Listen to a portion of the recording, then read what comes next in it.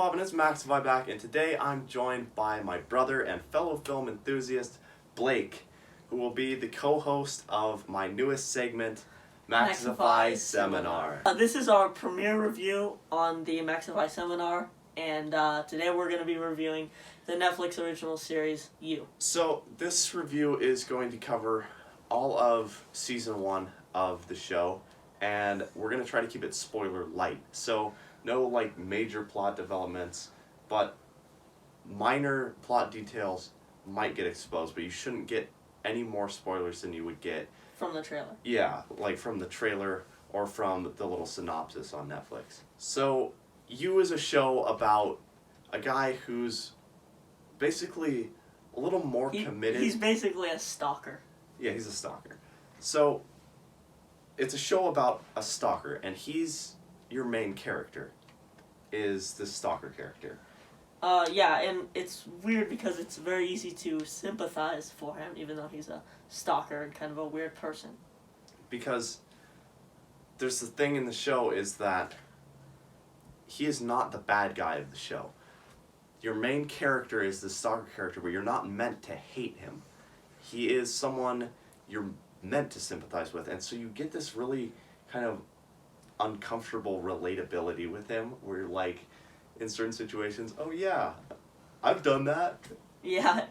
And so that gets into you a little bit, because this is a very morally questionable person. This show, it's very unique because there's not many other shows or movies that make you sympathize with the the bad character, the guy that's not supposed to, but the guy that is would maybe be the bad guy in a different version of this show. Yeah. He could be cast as the bad guy. Exactly. And if this show was maybe told from a different perspective, he certainly would be the bad guy. Okay, so moving on to cinematography. Which is another thing that's really unique. Yes. With this show.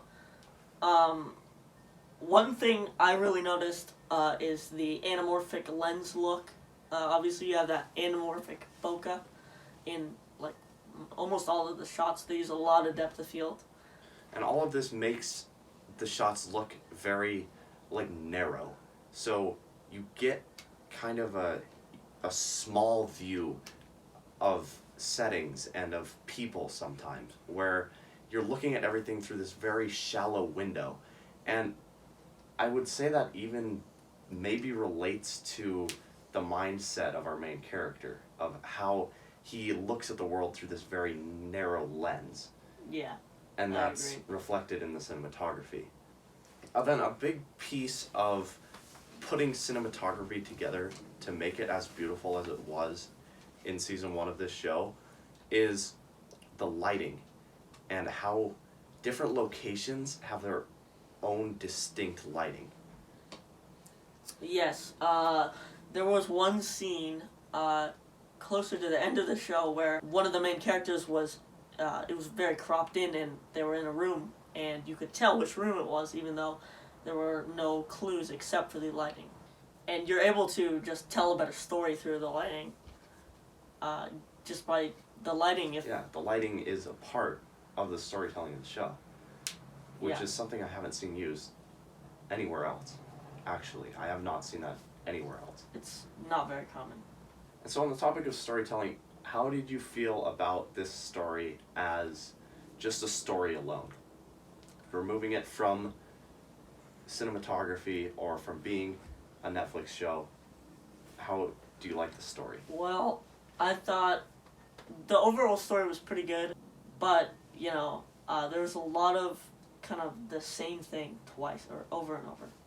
It did get a little repetitive, especially going into the second half of the season. And then the ending was a little hit or miss. We'll touch on that a bit later. But as for storytelling as a series, I thought it was really successful in having each episode bring something new to the table, especially in the first few episodes. It kept you would guessing. Get comfortable, and then all of a sudden there would be something new there.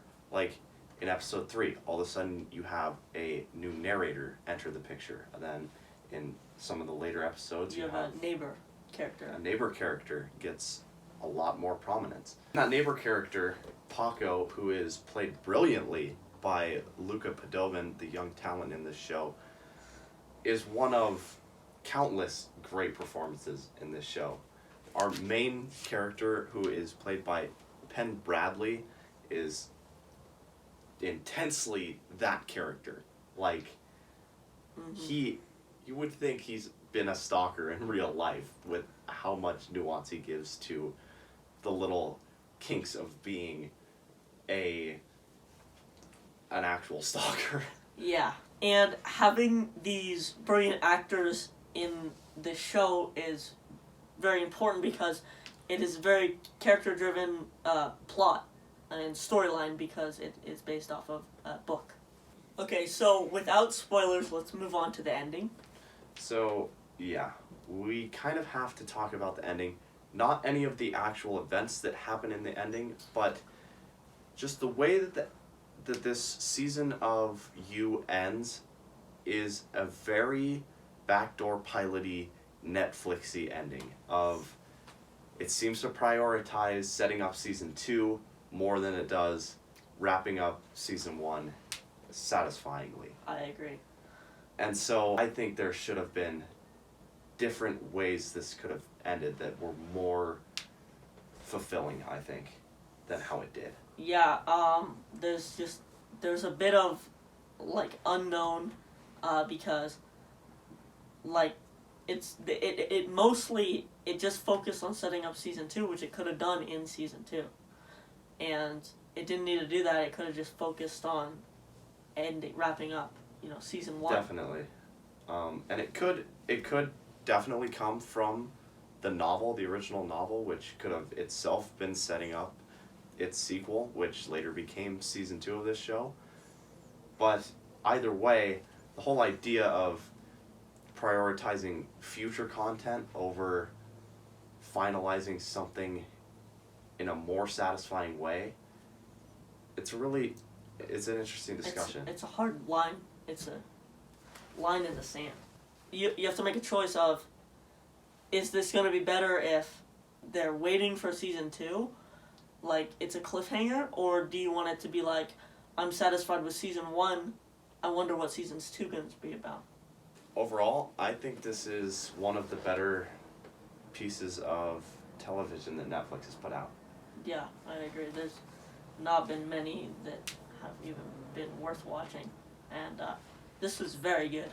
Yes, we will definitely be checking out season 2. Yeah. So for this new Maxify Seminar segment, I'm not going to grade the movie or show on my regular numbered 1 through 10 scale. Instead, we are each going to give either a thumbs up, thumbs sideways, or thumbs down, which each correspond to 2 stars, 1 star, or no 0 stars. Yeah. And so we're going to add the stars together for a grand total of 4 stars. So I'm going to give Netflix's You Season 1 a thumbs up. And as will I, it's getting a thumbs up from me. So that is going to be 4 stars. 4 out of 4 stars. You is obviously a very good show. We both really liked it. We finished season 1 in like 2 weeks. That's like an episode per day. So it's a very captivating watch. It's a very disturbing watch, especially with how you find yourself relating uncomfortably with a stalker. And also, this is obviously available on Netflix. It's a Netflix original series. Season 1 and 2 are out as of now, and season 3 is upcoming. So definitely check it out because it will be on Netflix. So maybe try episode 1, see what you think. Maybe soon we'll do season 2 review too. Yeah, look for a season 2 review coming very soon. I've been Max. I've been Blake. This has been Maxify Seminar. And we'll see you in the next one.